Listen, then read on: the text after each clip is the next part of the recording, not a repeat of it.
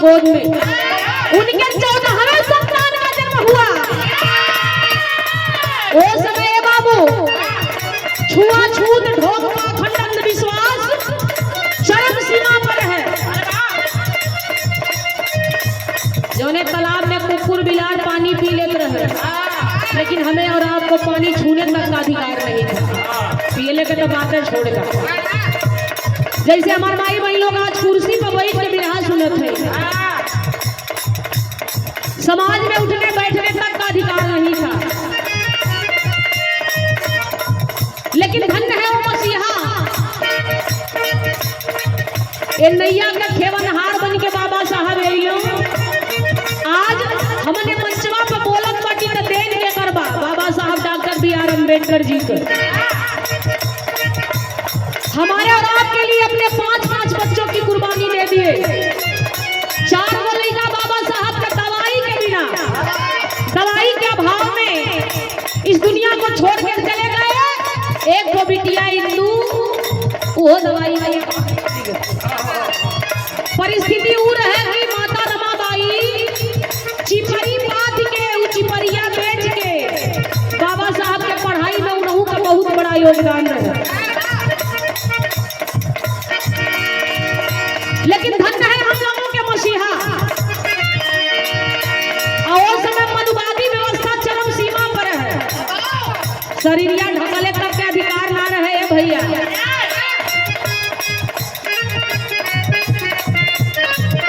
लेकिन हम लोगों के मसीहा बाबा साहब संघर्ष किए हमारे और आपके लिए। इसीलिए कहना है क्या, मनुवादी उन्मादी के उखाड़ दिहले बाबा जी।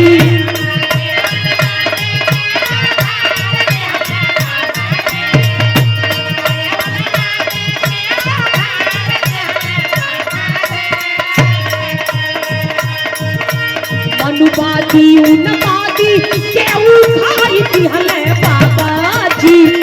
नेबुआ के नियर थई के कार दिहले बाबा जी। नेबुआ के नियर थई के कार दिहले बाबा जी।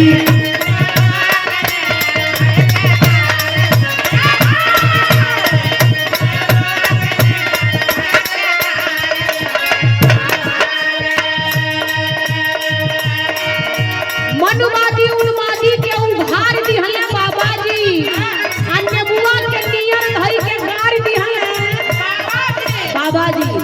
आज तो इतना व्यवस्था मिलत बा।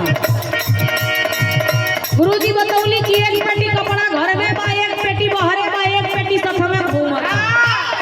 लेकिन ओ समय है तन ढकला के अधिकार ना रहे बाबू। एक का धोती में मैयो पहिने और वही धोती में कैसे कैसे बाबू भी अपन तन ढके। बाबा साहब कठिन परिस्थिति में शिक्षा को ग्रहण किए थे। दुनिया के लिए क्लासरूम के अंदर बैठ के पढ़ाई करना, लेकिन पिता श्री राम जी राव जो दोनों तरीके से अपने बचवा का नाम भी लिखोले, तो क्लासरूम के अंदर बैठने तक का अधिकार नहीं था बाबा साहब को। जहाँ दुनिया के लेकर के चप्पल जूता निकरात रहे, वही किनारे में बाबा साहब बैठ के शिक्षा ग्रहण करा, बढ़िया से सुनैबो ना कर। परिस्थिति ऊ रहे। आज हमन के घर का लेकर के तमाम व्यवस्था मिलत बा, लेकिन तब वो पढ़ाई में लइका कुल पता ही करत हो। कहा गया बाबा साहब कहे कि शिक्षा शेरनी का दूध है। शिक्षा है तो सब कुछ है, और शिक्षा नहीं तो ये जीवन कुछ के समान है। क्योंकि शिक्षा है शेरनी का दूध है, जो पिएगा वो तो हारेगा जरूर। लेकिन आज क्या होता है भैया, ये भी 4 महीने का विषय था। अगली लाइन में कभी भी लिखो सुनो, अपने बोल पूछे संविधानवा बनवले।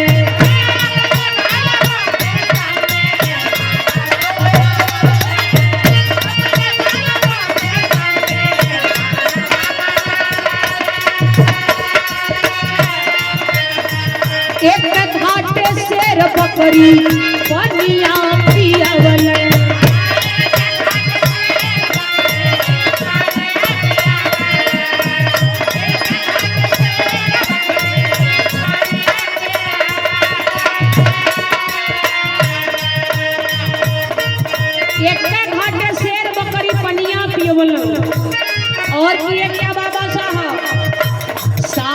सामाजिक परिवर्तन लाके तारी दिहले बाबा जी।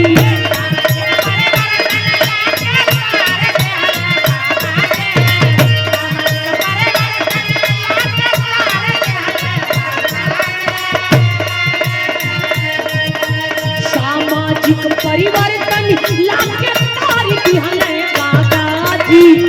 नेबुआ के नियन धई के तारी दिहले बाबा जी। शेर हवा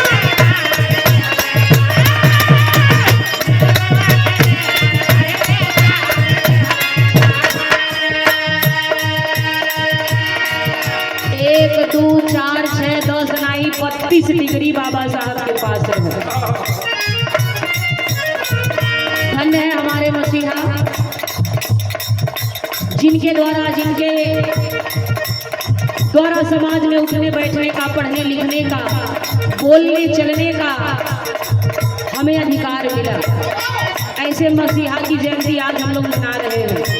लेकिन देखा हमारे समाज में इहो बुराई बा।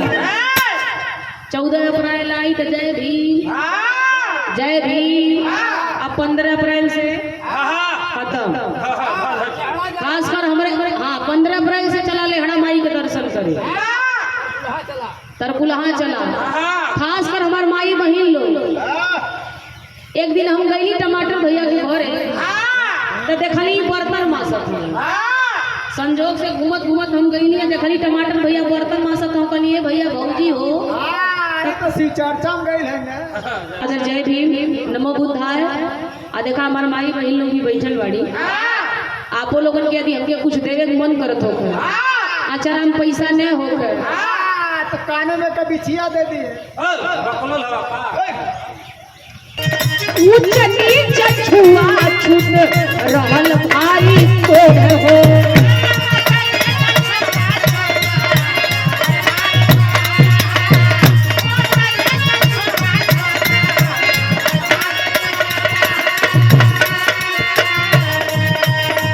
घरे नाही पावत रहल कल कली गोड़ हो।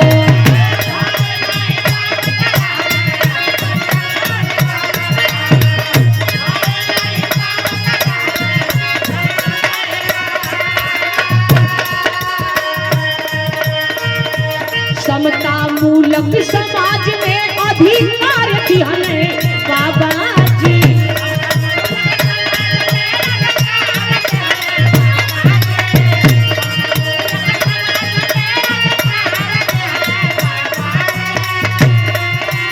समता मूलक समाज में अधिकार दिहले बाबा जी। नेबुआ के नियन धई के तारी दिहले बाबा जी। नेबुआ के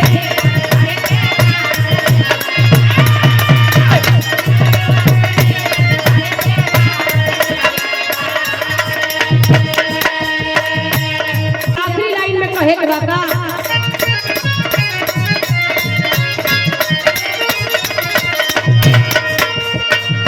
समता समानता बहुत धारा।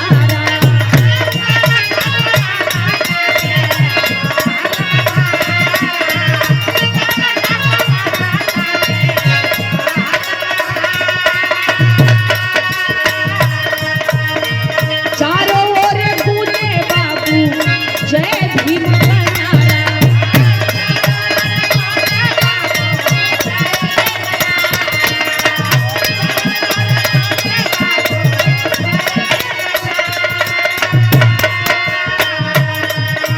बेचन सुरेश निर्मा पे उपकारी कइले बाबा जी।